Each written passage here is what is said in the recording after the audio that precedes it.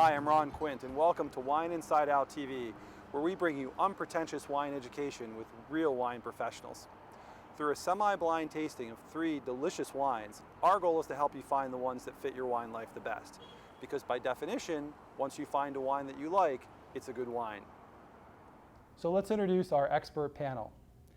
Chairman of the Boston Sommelier Society and one of America's best sommeliers, Michael Marr. Chef, host, and creator of the new TV show Food Biker, Seth Diamond. Partner and beverage director at Umami Asian Bistro in Brookline, Noon, Intissawan. So Michael, Seth, and Noon, each of you will analyze the appearance, nose, and palate for each of these 3 wines, giving us what you think is the climate, region, varietal, and vintages for each. Then, after the initial blind tasting, we'll give you 3 choices to choose from before you make your final conclusion. So beginning with Michael on appearance, then Seth on nose, and Noon on palate, rotating for each wine. Let's begin. All right. So wine number 1 is a clean, clear, day-bright white wine of medium intensity. The core, I'm getting a straw gold, a little bit of a brassy note as well. Moving to a very thin water rim. I'm not getting any gas or sediment. And the viscosity of this wine that I'm picking up is medium plus. All right, let's not take a look, let's take a sniff. The first thing is its sound. I'd say for the intensity, medium plus. It's fairly strong. Age-wise, it looks fairly young. I would think basically it would be older if it was darker. But let's. I'm getting some lemon zest. There's no grapefruit in here. Maybe a little bit of almost grass and maybe a drop of honey. Let's see. I'm not really picking up minerality at all. Maybe a slight bit of oak, and I'm going to say for let's see. I'm trying to just a slight floral bouquet. I can't identify what flower though, but just there's a little bit of perfuminess. So A white flower, perhaps? yeah. All right, my turn to assess the palate then. The best part.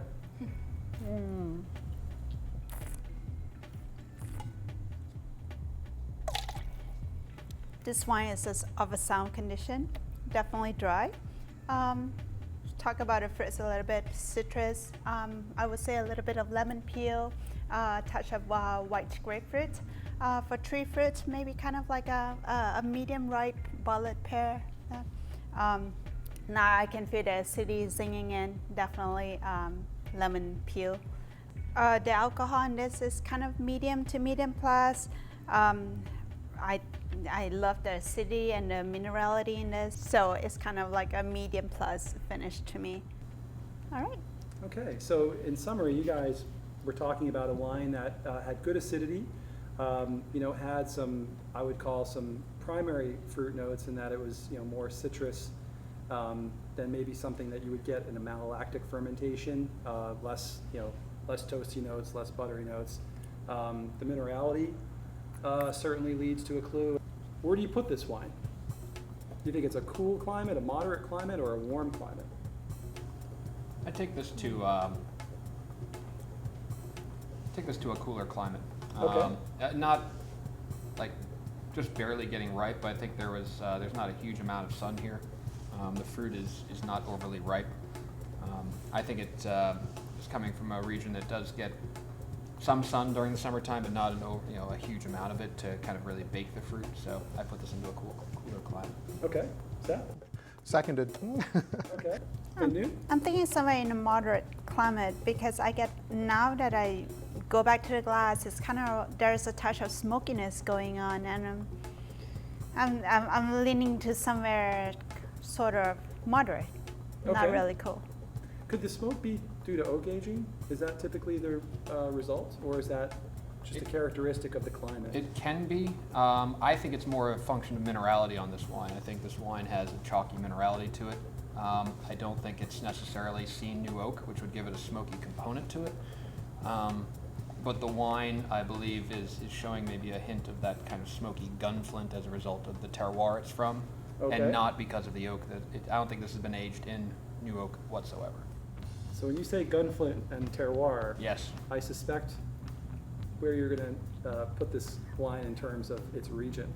There are certain markers that come from certain regions that the fun part about wine is the more you drink of it, the better you start to understand it. Mm-hmm. Except when you drink too much of it and then you don't understand anything. And you forget everything else. Yes. But, Much like us, well, you know, in terms of our own personal lives. Exactly. There are regions where you get this kind of chalky, flinty characteristic from certain grapes. And that's because of the soil that's grown upon. Okay. So it's like a calling card for certain regions. And that region would be in your mind? I'm putting this into the Loire Valley.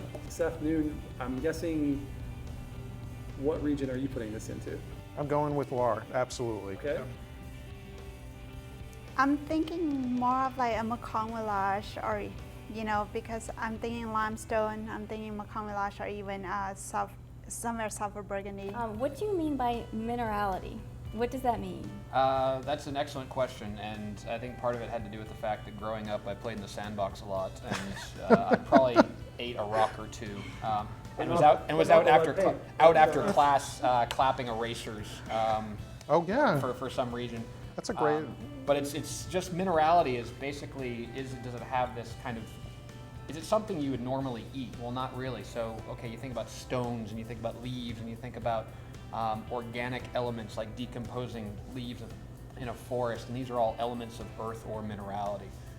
So it's something that it's really hard to pick up because it's not something we tend to ingest on an everyday basis. We're much more familiar with fruit and flowers and other things like that. But minerality it's a very important part of wine because it actually helps to kind of give it structure and make it go well with food. What about varietal, in terms of the varietal here? There's a bit of a funky characteristic which leads me to think Chenin Blanc. I'm going to throw out. I mean, obviously, I'm going to say like a Muscadet Sèvres, maybe. I'm leaning towards a Chardonnay from Okay. southern A France. Burgundy Chardonnay, great.